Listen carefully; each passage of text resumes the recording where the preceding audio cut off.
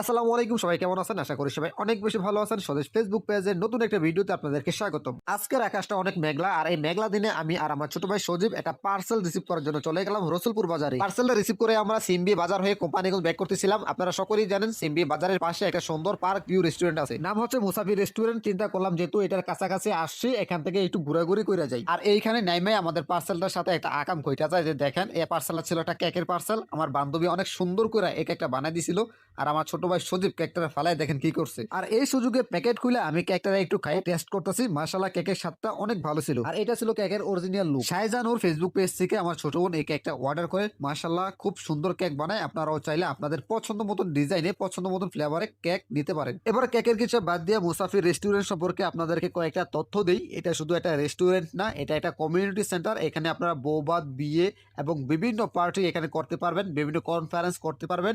আর এটার ভিতরের যে লোক, মাশাআল্লাহ, অনেক সুন্দর একটা জায়গা।